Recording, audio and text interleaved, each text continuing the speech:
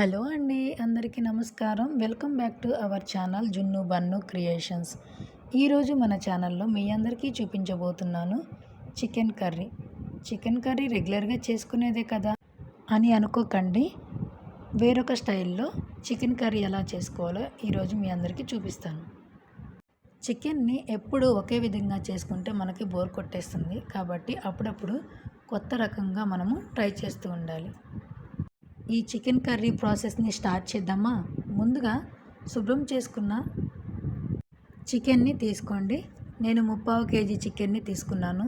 ఇందులో కొద్దిగా ఉప్పు మరియు కొద్దిగా పసుపు వేసి బాగా ముక్కకు పట్టే విధంగా కలిపి మ్యారినేట్ చేసుకొని పక్కన పెట్టేయండి.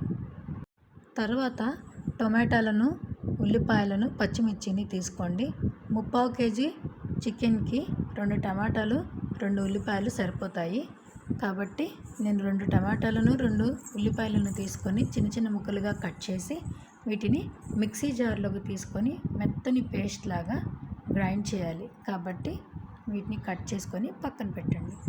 మిర్చిని కూడా మధ్యకు కట్ చేసి చిన్న చిన్న ముక్కలుగా కట్ చేసి పక్కన పెట్టండి.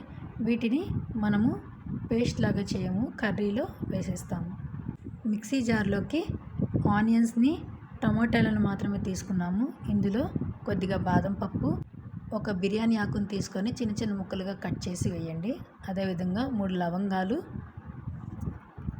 1 ఇంచ్ దాల్చిన చెక్కను కూడా వేసి వీటన్నిటిని మెత్తని పేస్ట్ లాగా గ్రైండ్ చేయాలి. ఈ విధంగా గ్రైండ్ చేసుకొని పక్కన పెట్టేయండి. తర్వాత ఒక చిన్న బౌల్ తీసుకొని ఇందులో రుచికి సరిపడా కారం, 1 టీ స్పూన్ గరం మసాలా, కొద్దిగా పెప్పర్ పౌడర్, 1 టీ స్పూన్ ధనియాల పౌడర్, 1 టీ స్పూన్ జీలకర్ర powder, 1 teaspoon chicken powder ఇవన్నీ వేసి కొద్దిగా పెరుగును కూడా వేయండి. అదేవిధంగా ఒక నిమ్మబద్దను తీసుకొని పిండండి.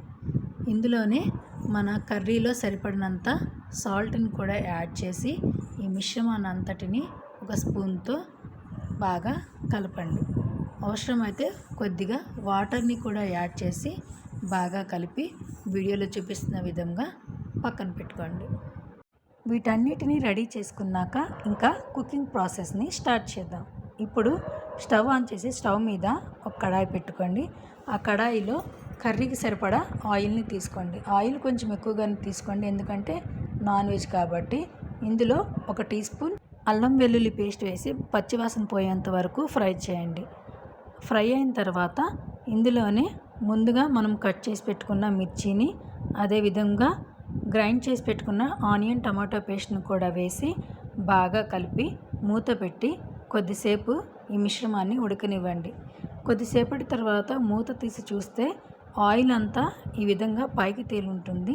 ఒకసారి ఈ మిశ్రమాన్ని అంతటిని గరిటెతో కలుపుకొని ఇందులోనే కొద్దిగా కరివేపాకును వేయండి.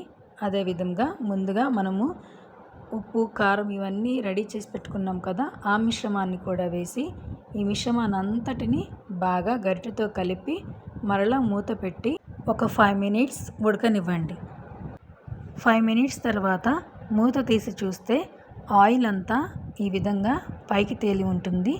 అంటే ఈ మిశ్రమం అనేది బాగా ఉడికింది. ఇందులోనే ఇప్పుడు మనము ముందుగా రెడీ చేసి పెట్టుకున్నాం కదా చికెన్ని, ఆ చికెన్ని కూడా వేసి బాగా కలిపి కొద్దిగా వాటర్ని కూడా యాడ్ చేసి మూత పెట్టి మరలా ఈ చికెన్ని ఒక 5 మినిట్స్ ఉడకనివ్వండి.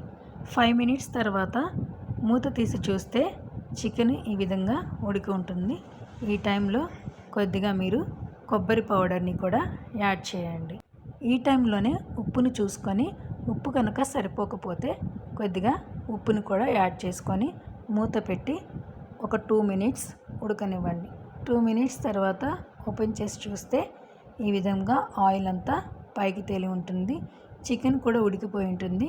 చివరిగా కొత్తిమీరతో గార్నిష్ చేసుకొని తింటే ఈ కర్రీ అదిరిపోతుంది. చూశారు కదండి, నచ్చిందా? నచ్చినట్లయితే మీరు కూడా ట్రై చేసి మీ ఇంట్లో వాళ్ళందరికీ పెట్టి ఆహా అనిపించండి.